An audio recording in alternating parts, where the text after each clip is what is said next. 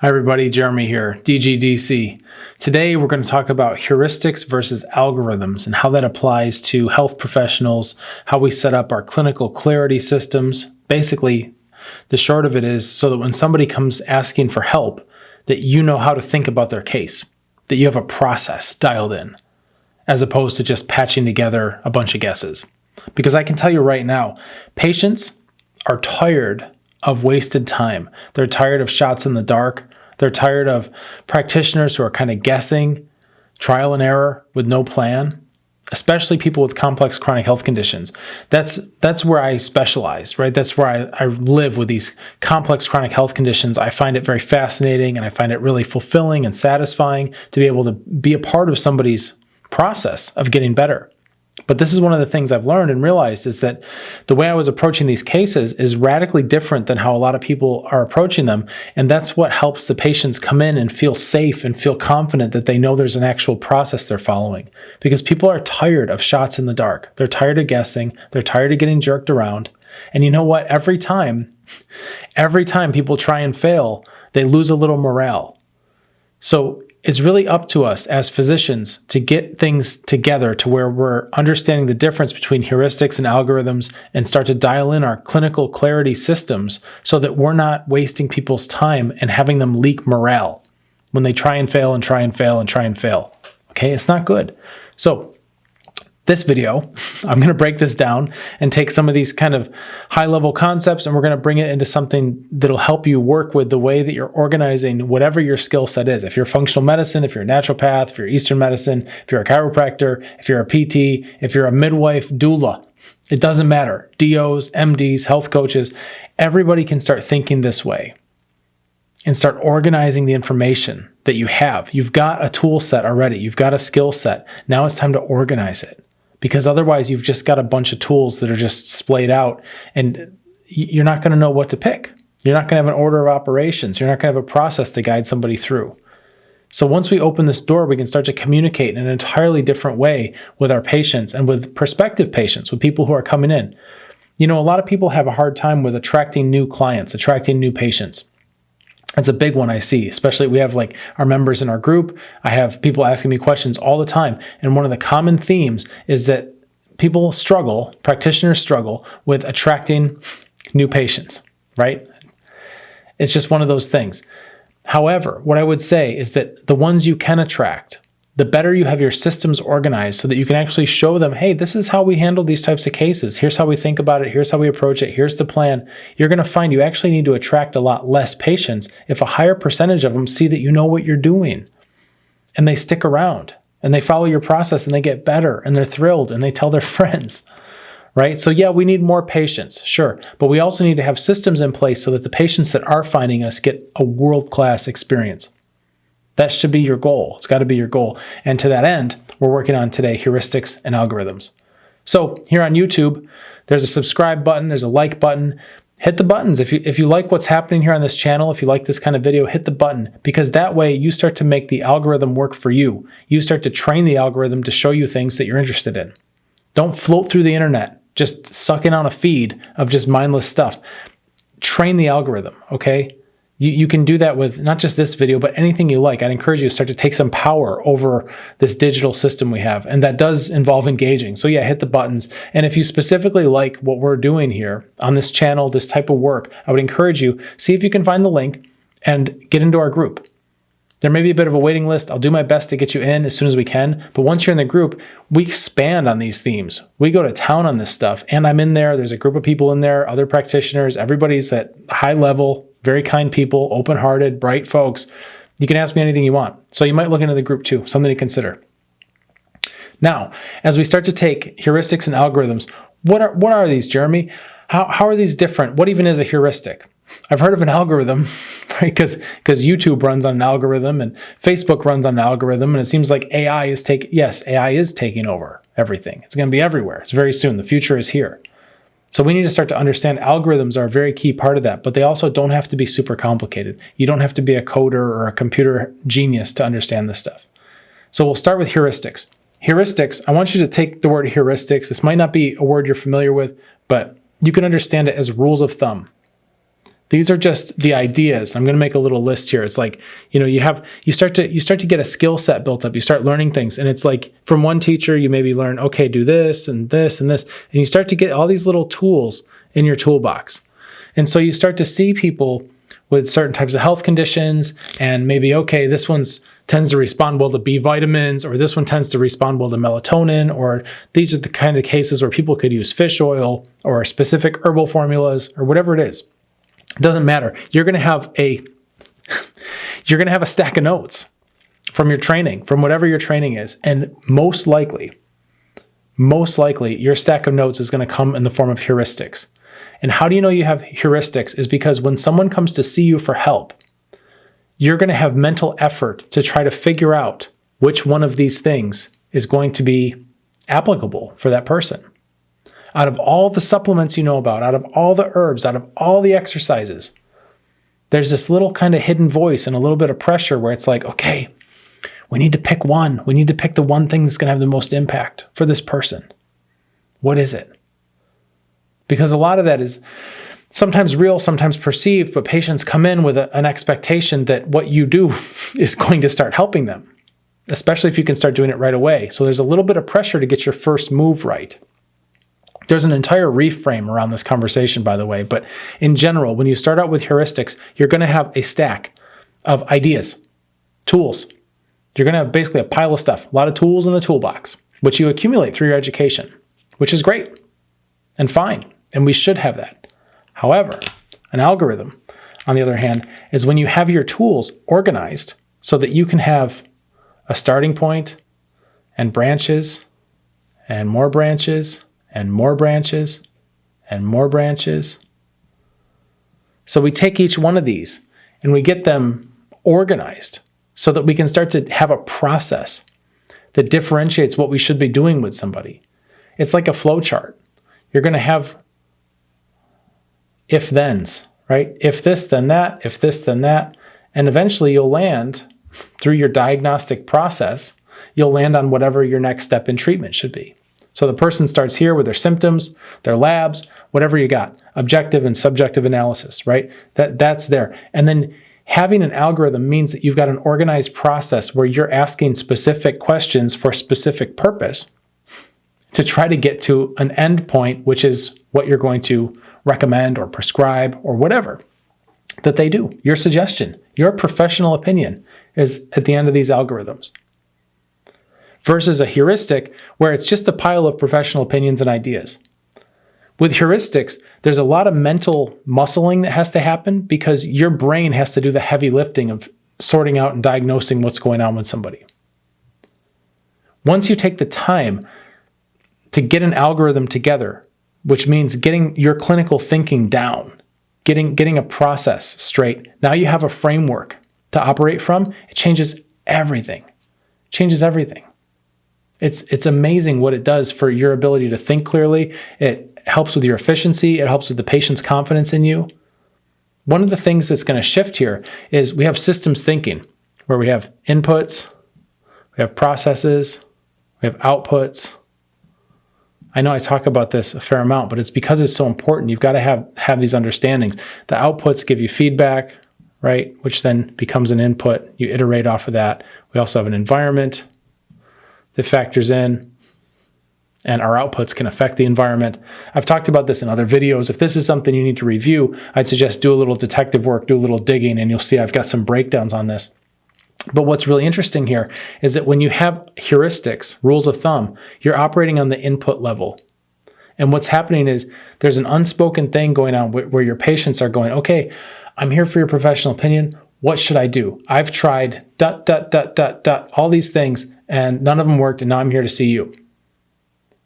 And what's happening is there's being a pattern set up, there's being a rhythm where they've tried this input, that input, this input, that input, and now they're coming to you to see what your input is going to be. However, I would caution you not to play that game. And if you haven't yet upskilled yourself to have an algorithmic type of thinking about your diagnostic processes and what your treatments are and all that, this is going to be impossible for you to get out of that game. That's why it's important to first know the difference between these things, have that distinction, and then build yourself some some algorithms, build yourself some flowcharts, some mind maps about how you think about all these things. What's your process? Because what's going to happen immediately is you're going to shift the context of that conversation from inputs, everybody they've seen before. Oh yeah, I had a naturopath who put me on fish oils, and I had a doctor who put me on steroids, and whatever the inputs are, right? They've been sold inputs all the way until they met you. And it's your turn now to open their mind to processes. Here's the process. We have this, we take you through this. Based on our process, we're going to assess where you're at, and then that'll determine what you should do next. And then based on, now here's where it gets cool, because of course, these algorithms, like this isn't an endpoint. Life is so much more complex. You're going to have now, how do people respond to these treatments? And that should be able to tell you something else. You should be able to extract information from everything you do, so that if you follow your diagnostic process and it's like, okay, I recommend this supplement based on your labs and the other processes I have, this is the best first step.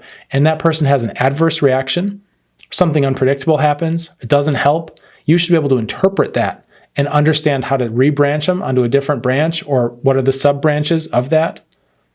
If this, then that. If this, then that. If this, then that.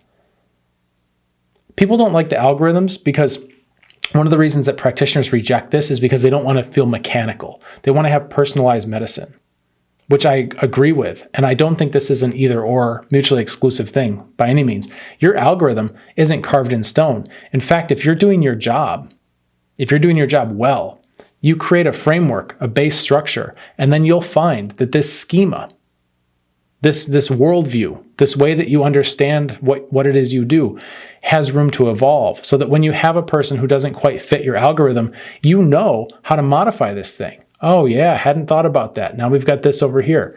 Turns out I needed to do some additional training, right? So that I could learn some new therapeutics that fit this situation better. This thing will grow and flex and respond if you let it. But if you never build it, if you just have a pile of stuff, when you go do another additional training and another one and read an article and a study, and then a colleague tells you about some new thing, you're just getting a bigger stack. It's a bigger mess of stuff to wade through. This is only going to overwhelm and confuse you more when you're trying to help your patient, right? Once you have an algorithm built mentally in your brain, but also if you can create this outside your brain, like a mind map, whether it's pen and paper or you're using software, whatever you're going to do. I like software a lot for this, but you can use pen and paper too. Then you have it, and now you can enhance that structure as needed. And now you're not worried about collecting rules of thumb and collecting new techniques and new inputs to try to sell to the market. And instead, your only focus is, look at these people that I'm serving, the people that are coming to me for help. What are their problems? And how can I expand my framework so that I'm doing my best to continually cover every single eventuality? Whenever somebody starts to fall through the cracks, that's what they say. Oh, I'm so glad I found you. I fell through the cracks of the medical system. Like my Lyme patients, my mold patients, right? People with a lot of these kind of weird, funky conditions, they're falling through the cracks. The reason why they're falling through the cracks is because most of the medical systems aren't systems. They're just piles of heuristics. They're just rules of thumb stacked together. And it's like, depending on what doctor you get, you might get different recommendations. However, when we start to create a way to think about our work and take our tool sets, there's a lot more to this. You want to be able to rank things. You want to have understanding high and low amplitude interventions. You want to understand order of operations. You want to understand reversible and irreversible decisions. You need to understand a lot of nuance about your clinical clarity as you're building an algorithm to help you determine if A, then B, if B, then C. But once you have that, it's your job to not let people fall through the cracks. With this, you don't even know where the cracks are with heuristics. With algorithms, now I do know where the cracks are. Oh, I see where that person fell through. Well, we need to figure out what happens in those cases. And what gets really interesting is that you'll start to develop the ability to scale your work, meaning if you can help one person with this particular problem, you should be able to help everybody on the planet with that same problem that manifests the same way. And likewise, as your algorithm grows and expands and becomes more dynamic and more encompassing, you can help more and more people that have different types of problems. But they may wind up, somebody may start with a certain condition and it goes this way, and then it turns out right? That they needed the same thing as this one did.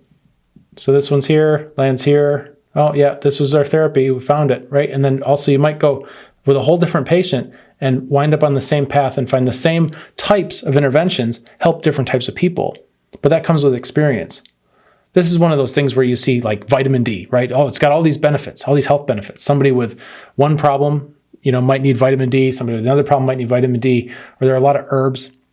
I'm trained in Eastern medicine, so I look at things a lot through herb formulas and that lens. And there are herb formulas that are good for a variety of problems. There are some herb formulas that will help with blood sugar and IBS. So you might have somebody that's diabetic that winds up on that same formula because they followed your flow chart, right? But you also might wind up with somebody who's just got irritable bowel syndrome and winds up on the same formula. No blood sugar issues. Either way, you want to create a dynamic framework that can adapt in real time. When you do research, it's not just one more stack on the pile, right? When you do research, it has a node, it has a place to plug into, it has meaning. That's another problem I see with a lot of health professionals, especially the really, really intelligent ones, is like this constant desire to learn more, which is good, but it's also a double-edged sword because sometimes we're learning just for the sake of learning and we live in the land of the theoretical and it's not grounded and connected to any actual patients we have in reality.